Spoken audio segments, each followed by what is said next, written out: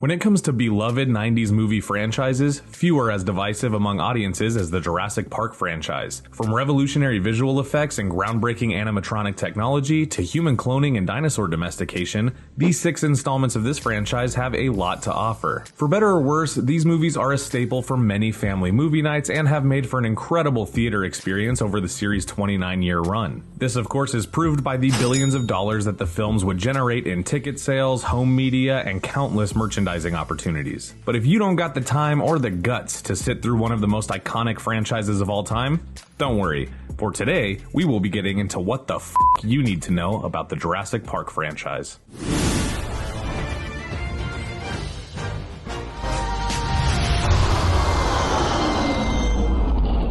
The Jurassic Park/Jurassic World franchise follows a story across decades which tracks the recreation of dinosaurs via cloning on a remote island and the human secret scientists and business people who try to study, exploit, and even genetically engineer these prehistoric beasts. While the first 3 films focus on the island that the dinosaurs are inhabiting, the later trilogy would follow a different group of scientists in the modern age, with the dinosaurs being on the mainland among the humans. Along the way, there's some great discoveries, hilarious moments, dangerous missions, and downright terrifying encounters with these people-eating raptors. But before we can take that terrifying leap into the Jurassic Park movies, we need to take a quick look at where it began.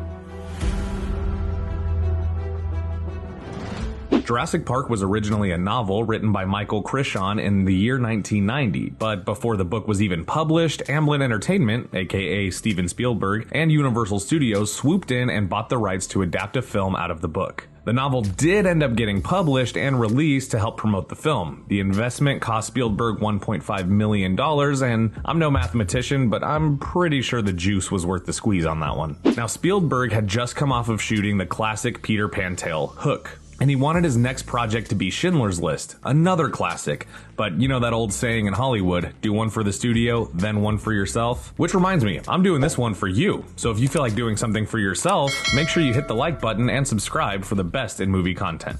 So Spielberg was convinced by Universal to shoot their newly prioritized film, Jurassic Park, first before going into production on anything else. And so began the start of one of the largest cinematic attractions that the world has ever seen. The novel that the first film was based on would of course make for a beautiful spectacle in live action. The only problem was something this size and scope had never been put to screen before. Creating the big screen vision for Jurassic Park would require imagination beyond what was cinematically possible for the time, and Spielberg really wanted to make sure that the movie convinced audiences that dinosaurs could be alive again. So, how did he do that? Well, he hired Stan Winston, Hollywood's foremost expert on movie animatronics, and an entire team of experts in special effects and digital compositing to make the prehistoric creatures look real. The entire reputation of Jurassic Park as a film was riding on this one element, and if nothing else, the dinosaurs had to look real. Spielberg was also keen to shoot the dinosaurs like animals rather than monsters, which would definitely play a huge part in why we all tear up a little bit when we see a T-Rex save the day in any of these movies. According to Michael Crichton, his novel contained about 80% more content than the screenplay for the movie, which would have expanded more on the majestic creature of the dinosaur. Popular screenwriter David Coep, who you might know as the writer on films like Sam Raimi's Spider-Man, Mission Impossible, and War of the Worlds, was also hired to make rewrites and additions to the script, which had been passed through many hands during development. The casting of the film began in 1991, and Universal originally offered William Hurt the role of straight man main character Alan Grant, a paleontologist with a fear and fascination for dinosaurs. However, Hurt turned down the role and declined to even read the script. Same goes for everyone's favorite adventurer, Harrison Ford, who was also not interested. With only 3 weeks until shooting began, the studio finally found a suitable actor for the role in Sam Neill, who has said himself that the casting process was quick and easy for him due to the time crunch. I, for one, am happy that we got this cast for Alan Grant, and I love seeing him throughout this entire franchise. Jeff Goldblum was cast as Dr. Ian Malcolm, even beating out Jim Carrey for the role. Laura Dern was supposedly the only actress that Spielberg had in mind for the role of Ellie Sattler in the beginning, and again, this is a very solid casting choice for this movie. For the first film, we also saw Richard Attenborough as the wealthy venture capitalist John Hammond, as well as Samuel L. Jackson and Wayne Knight. With a well-rounded cast of talented actors and a $63 million budget, which is like $130 million today, it was time for our filmmakers to make a film. The first installment follows paleontologist Dr. Alan Grant as he tours a remote island which serves as the home for an in-development theme park being built by an eccentric billionaire who aims to exploit the island's native predators, the dinosaur. Along the way, Grant needs to work with Dr. Ellie Sattler and Dr. Ian Malcolm to protect a pair of kids from the dinosaurs after a power outage frees them and they are on a rampage. The movie opens up with the promise of something thrilling when we see a team of workers get killed by a velociraptor within the first 5 minutes. Although we don't really see this attack at first, the movie is teasing what promised audiences in 1993 to be a genuine thrill ride. The movie then introduces us to our main characters, Alan Grant and Ellie Sattler, as they're working in the Badlands to dig up dinosaur bones. Alan and Ellie are summoned to Isla Nublar, where the theme park extraordinaire and shady businessman John Hammond needs some professionals to verify that his operation of running a theme park amongst dinosaurs is safe. Of course, it isn't safe, and it's only a matter of time before we discover just how unsafe it is. Don't worry, we're going to talk all about the dinosaurs later in this video. The cast of this movie establishes some character tropes that would go on to be included in the subsequent films as well. We have our heroic straight man with expertise in dinosaur study, we have a shady and morally flexible venture capitalist with ulterior motives, we have a nurturing but tough romantic lead who has more to do than just scream and look scared, which I appreciate, and we have two kids who need protecting, John Hammond's grandchildren, who provide a sense of magic and adventure that our adult characters seem to lack. This movie features a T-Rex as the main dinosaur villain of the story, although it leaves the core cast of characters unharmed by the end, so it also could be a dinosaur hero, if you think about it. This is going to be the only possible entry point for newcomers for this franchise. This movie sets it all up, and it really does not disappoint. The special and visual effects are so good that they still hold up almost 3 decades later. Steven Spielberg's dedication to making this movie look as real as possible made for a compelling story with audiences genuinely feeling the thrill of interacting with these creatures. When the film opened up in theaters on June 11th, 1993, it crushed its opening weekend with a $50 million box office pull in the first 2 days. The film was widely embraced by family audiences across the globe, and it looked like Spielberg had done it again. In fact, this movie had surpassed E.T. the Extraterrestrial as the highest grossing movie of all time the year that it came out. Really spectacular, spared no expense. It seems like Steven Spielberg's only real competition in those days was himself. The film was received well and highly praised by audiences and critics alike, with the New York Times calling it a true movie milestone, presenting awe and fear-inspiring sights never seen on the screen. Definitely make sure you go back and give this one a watch once in a while with your family. Or do what I did and just watch it alone while admiring Goldblum's haircut. I really do enjoy this first entry of Jurassic and definitely think it's the ideal starting place for you.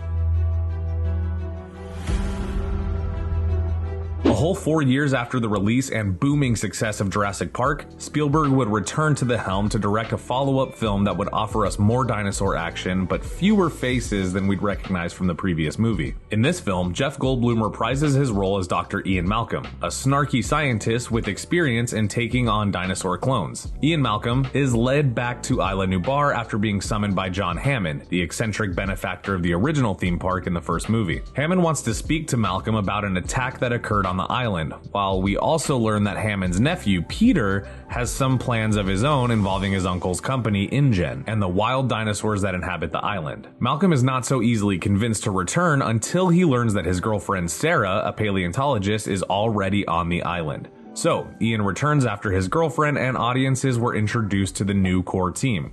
We meet Eddie, played by Richard Schiff, Nick Van Owen, played by Vince Vaughn, and then Ian's daughter, who is discovered to be hidden in the trailer cargo. The goal is simple: retrieve Sarah and keep the team safe while preventing Peter and his gang of big game hunters from catching the island's dinosaur life and exploiting it for entertainment. But when the plan falls apart, we're left right back in the action with even more intense dinosaur kills, screaming, running, and T-Rex.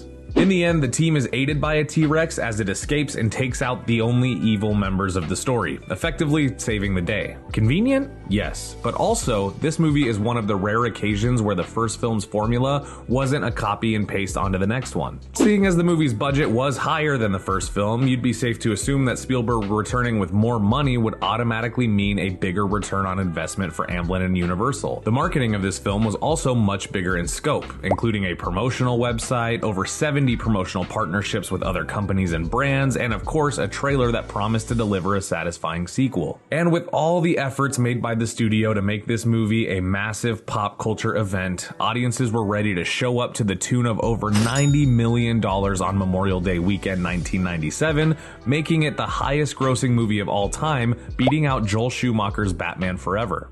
However, despite all the money being made, the film's critical response was mixed and much lower than the first film. Jurassic Park and the Lost World holds a 53% on Rotten Tomatoes, with many praising its use of CGI technology, but feeling that the story wasn't compelling enough to live up to the first film. And you know what? I think I agree. What do you guys think? Comment down below.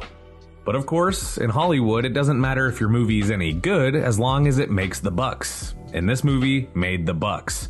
So naturally, the studio was excited to begin production on.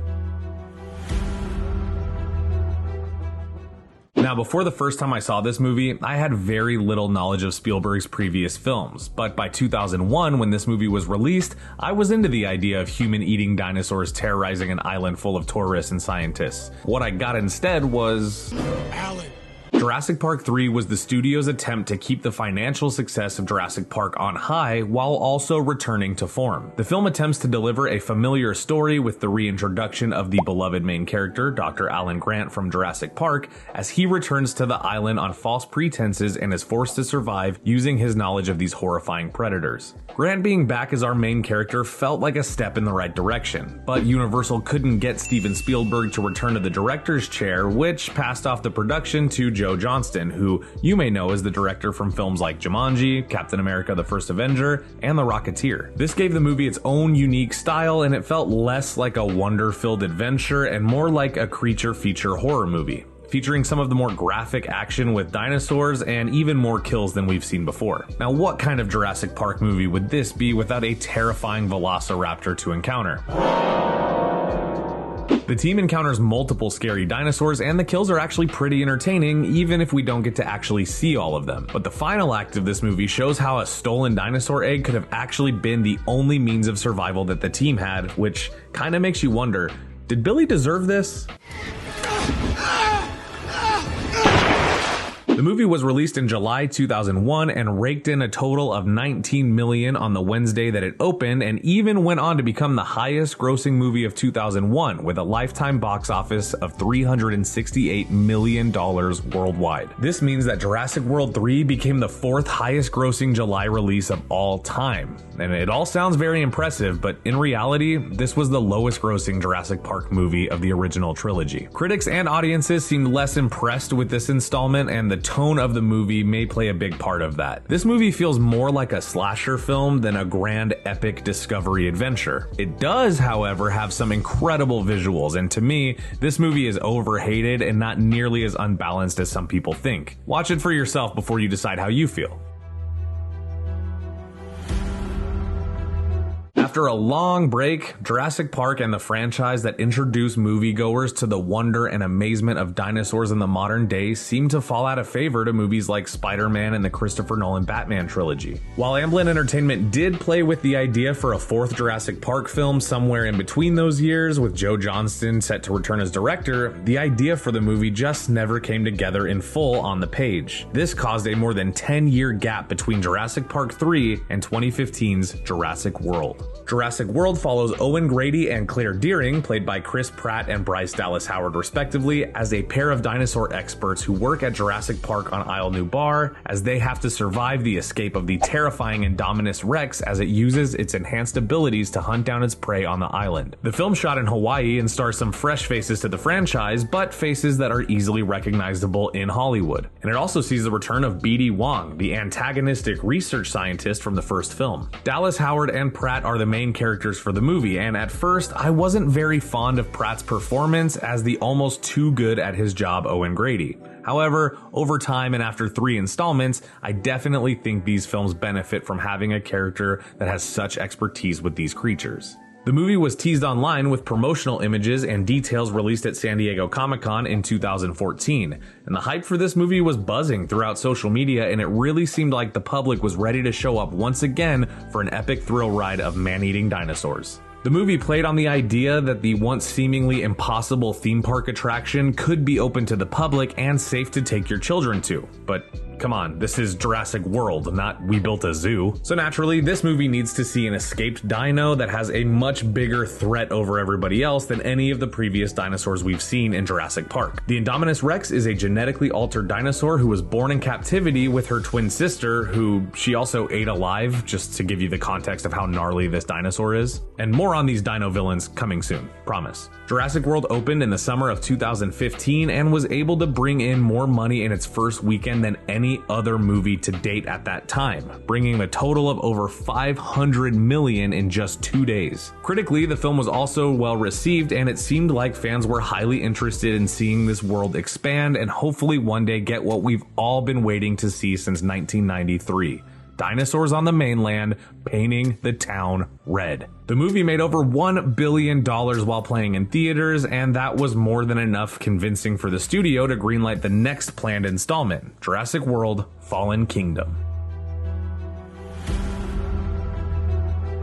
So a friend of mine, and also the producer of this show, Tyler, hi Tyler, described this film as a Jurassic horror movie. And you know what? I don't disagree. The second film in the second trilogy deals with the new idea. What if instead of the dinosaurs being the big threat, the real villain of this movie was a giant volcano about to erupt and wipe out the remaining species of dinosaurs on Isla Nublar? Owen and Claire need to travel to the island and save their animals from certain doom, and this means that instead of seeing the same old Jurassic Park tropes take place, we're witnessing a group of dino experts as they try to help the very species that audiences have come to fear. There are some risky elements added to this movie, as well as the idea of genetic cloning in humans becoming part of the story and using the cloning of dinosaurs as kind of a catalyst for this storyline. It honestly works for me in this movie, and for some reason I think it has a lot to do with the movie already feeling like a different kind of Jurassic film. We also get some more returning characters from the first film as Jeff Goldblum joins the cast to add some dinosaur expertise to the story and keep things entertaining. So this movie tried something different, and the risk paid off in one way while becoming a bit of a detriment to the franchise in another way. The movie benefited from the Jurassic Park name, bringing in fans of the previous installments, while critics and audiences mostly left the theater disappointed in this entry, with some critics saying that the movie lacked any genuinely thrilling moments, chalking it up as an expensive spectacle blockbuster movie with no soul. I personally think this movie is so good looking and entertaining that I can appreciate the unique tone of this one. And it did make over $47 million in its first weekend, but home release was less impressive, and ultimately this movie seems to be one of the least beloved of the entire franchise. Okay, now this may be the most hated film in the entire collection. That is one big pile of shit.